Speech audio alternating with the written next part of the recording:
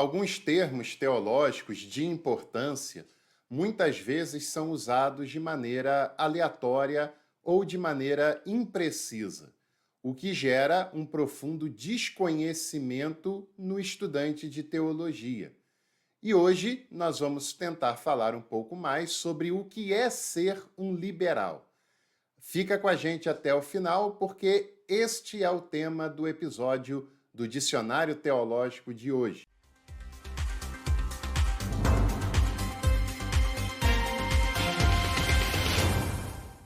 Você tem aí na sua casa R$ 2? Isso, apenas R$ 2 você pode contribuir com o nosso projeto de teologia. Nosso intuito é levar teologia acadêmica de maneira aprofundada, mas com linguagem acessível para mais e mais pessoas. Se você quiser e puder contribuir com mais, será muito bem-vindo. Mas com apenas R$ 2 você já pode ajudar o nosso trabalho e se cada pessoa que nos acompanha fizer isso, nós conseguiremos fazer cada vez mais e melhor para você que nos assiste. O termo liberal muitas vezes é usado de uma maneira aleatória, e não só isso, mas usado também de uma maneira preconceituosa por parte dos setores mais conservadores da teologia e da igreja no Brasil. Um primeiro conselho que eu dou para você é pegar tudo aquilo que pastores e muitos professores conservadores de teologia falaram para você sobre o que é ser um liberal, o que é o liberalismo teológico, e você pode descartar todas essas informações. Sem pensar duas vezes, pode descartar tudo, porque é uma linguagem muito limitada e baseada num profundo preconceito que esses setores têm por uma metodologia teológica que foi muito importante no século XIX. Esse é um primeiro ponto que a gente precisa tocar.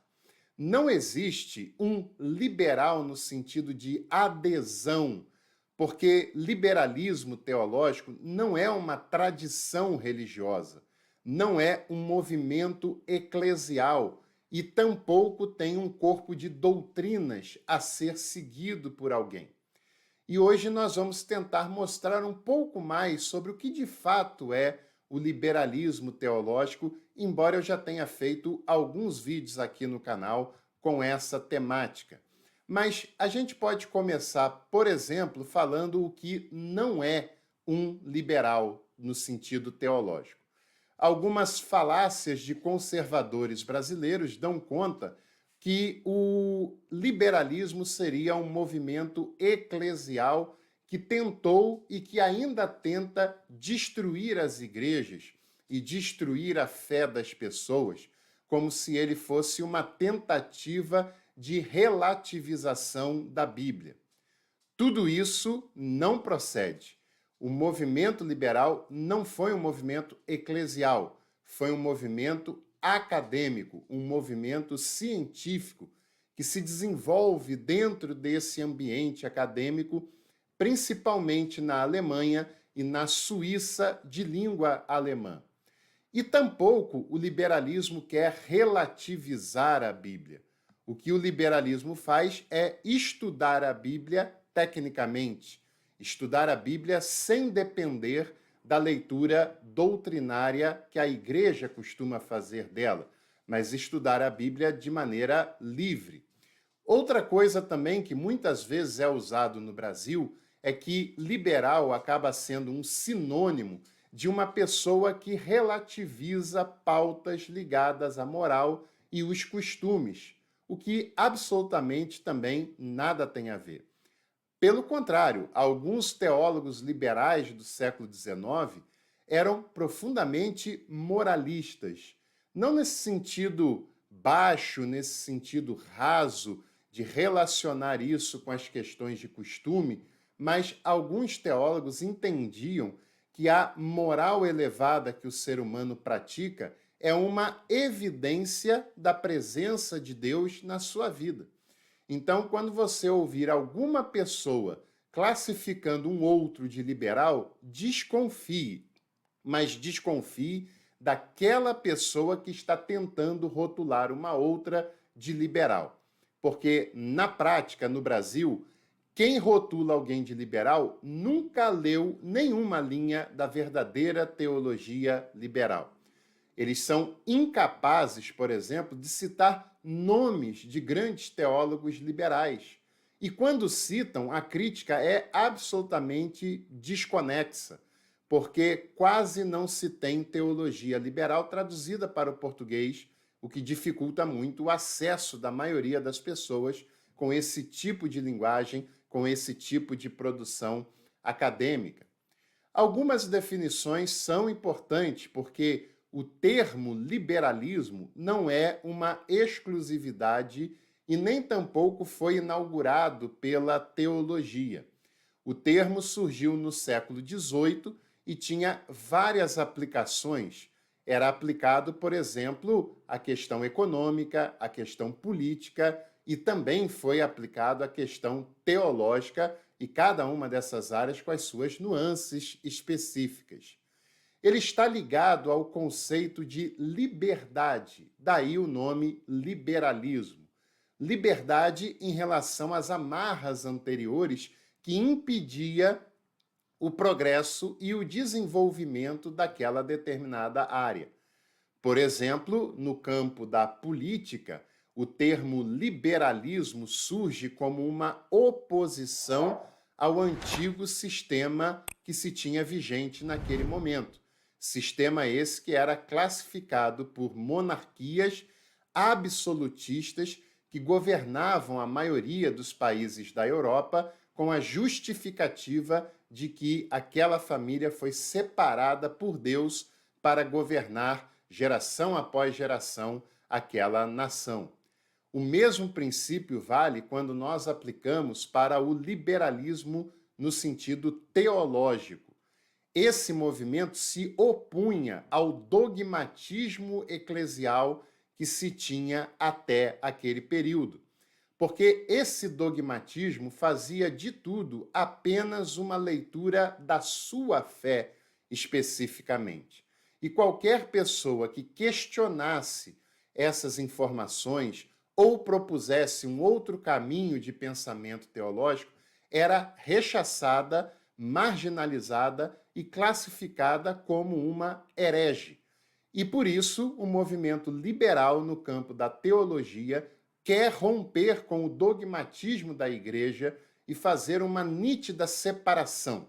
Os dogmas serão feitos pela igreja, porém, a pesquisa técnica e científica do texto bíblico, da sua tradução, da sua formação, da sua autoria, do seu pensamento, da época que revela, será feito de maneira técnica, sem prestar continência ao dogma da igreja, seja ela qual for. E esse é o primeiro ponto do histórico do liberalismo teológico, porque no final do século XVIII, mais especificamente no dia 30 de março de 1783, um teólogo chamado Johann Philipp Gabler faz uma aula inaugural na faculdade em que trabalhava, a faculdade de Altdorf, na Alemanha, onde ele propunha justamente essa separação. As doutrinas, os dogmas, a teologia sistemática será feita pela igreja. Quem deve cuidar disso é a instituição religiosa, as tradições religiosas, cada uma com a sua ênfase peculiar. Mas a teologia bíblica será feita pela academia, por pessoas que se dedicam a estudar tecnicamente essa temática e averiguar todo o processo de formação que um livro antigo como a Bíblia poderia ter passado. Para o Gabler, a pesquisa bíblica seria feita de maneira acadêmica e ele não desrespeitava as questões de doutrina e as questões de fé, mas entendia que isso seria feito pela tradição religiosa e não se podia fazer isso tecnicamente, o que cabia para o caso da teologia bíblica, que é quando surge essa que é uma das principais áreas da teologia enquanto ciência. A leitura da Bíblia, livre das amarras do dogmatismo, livre das amarras da leitura de fé, proporcionou uma série de avanços em relação a descobertas sobre o texto bíblico. Levantou muitas questões sobre autorias, sobre questionamento de afirmações tradicionais que se tinha até aquele momento, que apenas se baseava na própria tradição religiosa e não tinha nada que de fato comprovasse aquela informação. E assim surge a teologia bíblica a partir dessa proposta do Johann Philipp Gabler. No século XIX, essas ferramentas elaboradas por esses pesquisadores, que não deviam mais obediência à igreja, mas podiam pesquisar com o que havia de melhor e de mais moderno em relação à pesquisa acadêmica, que envolve todas as áreas numa análise do texto antigo, como a filologia, filosofia, arqueologia, história, sociologia da religião e assim sucessivamente. No século XIX, o desenvolvimento dessas várias ferramentas dá origem ao que nós chamamos de método histórico crítico. É uma metodologia, não é uma eclesiologia, que vai analisar a formação textual ao longo da história e procurar compreender esses contextos. Por isso é um método histórico, mas também ele é crítico. Não no sentido de relativizar, depreciar, mas de analisar livremente os textos que estão sendo colocados em questão e o processo como um todo de formação textual. Então, esse ponto é importante para que a gente saiba do que se trata um teólogo liberal. Basicamente, embora cada um discorde entre si de alguns outros pontos, e essa é uma pesquisa que continua evoluindo através do tempo, mas basicamente um teólogo liberal é alguém que aplica o método histórico-crítico às suas pesquisas na área de teologia bíblica, até porque doutrina é uma outra questão, um outro dado que em outro momento a gente pode analisar. Como também eu preciso analisar a sua opinião sobre esse conteúdo que você está assistindo.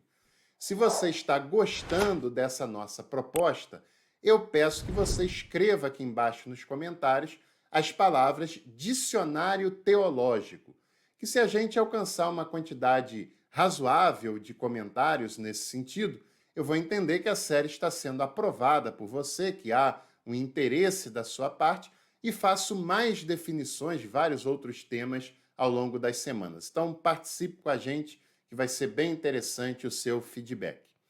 Outro ponto também importante é a gente perceber quais são os nomes mais importantes do método histórico-crítico ou do movimento chamado de liberalismo teológico. Dentre esses pesquisadores e pensadores, nós podemos destacar, por exemplo, Adolf von Harnack, que chegou inclusive a ser professor de Calbart e que era um grande historiador do dogma, um grande historiador de como a doutrina religiosa foi se desenvolvendo ao longo do tempo, especialmente pensando no cristianismo primitivo e em como aquelas pessoas lidaram com a fé que eles tinham naquele momento. Outro grande nome é de Albert Ritschl, que também chegou a ser professor, nesse caso, de Adolf von Harnack. Ele era mais velho do que ele e chegou a ser seu professor na Universidade de Teologia. Como também um outro caso bastante importante, que foi do médico e teólogo Albert Schweitzer, que no século XIX deu grandes contribuições sobre a pesquisa do Jesus histórico. E, além disso, Albert Schweitzer tem um testemunho de fé extremamente inspirador e impactante. Ele se formou em medicina, abriu mão do cargo e do salário que ele tinha como professor respeitado de teologia e pastor de uma importante igreja na Alemanha, para servir como um missionário, como um filantropo na África. e lá ele serviu durante muito tempo e dedicou todo o seu tempo, todo o seu dinheiro, todos os seus recursos para cuidar dos irmãos africanos que não tinham ninguém que podia cuidar deles. Esse é um exemplo claro de um teólogo liberal e muitas pessoas ainda falam que são pessoas que tentam perverter a fé das pessoas. Bom seria se mais e mais pessoas, ao invés de falar imprecisões com o objetivo de confundir, fizessem atitudes filantrópicas e humanísticas, como fez o Albert Schweitzer, que na verdade são atitudes profundamente cristãs, como essa que eu contei para você, e eu vou deixar também o card para você assistir o perfil teológico que eu fiz sobre o Albert Schweitzer. Você vai gostar desse tema certamente. E o maior nome, considerado por muitos o pai do liberalismo alemão, foi Friedrich Schleiermacher. Schleiermacher, que foi alguém que a gente poderia dizer que foi um liberal da área da teologia sistemática, que falou muito sobre o dogma, sobre o valor da religião, sobre o papel da fé nesse relacionamento, nesse pensamento, que considerou que o mais importante para a fé é o sentimento de dependência absoluta e não os pormenores da doutrina e do dogma, até porque considera que o cristianismo é basicamente relacionamento e não dogmática, embora seja um papel em segundo patamar, mas o primeiro é o relacionamento. E se você acha que o liberalismo esvazia as igrejas, é que você não conhece o caso de Friedrich Schleiermacher, que era um pregador, além de ser um grande intelectual. E as suas pregações eram tão importantes que todos os domingos, na catedral onde ele pregava, a igreja ficava absolutamente lotada, mesmo numa época em que a religião parecia coisa do passado, parecia algo superado. As pessoas enchiam a igreja onde o Schleiermacher pregava para ouvir a sua fala, que reunia o que havia de mais elevado na pesquisa científica com a sua paixão pela pessoa e a obra de Jesus Cristo. Conhecimento é bastante importante porque ele nos liberta dos preconceitos e das malícias de pessoas que querem gerar desinformação e muitas pessoas, infelizmente, acabam formando a sua opinião baseado em desinformação. Se você pesquisa com seriedade, você não pode trilhar por esse caminho de maneira nenhuma.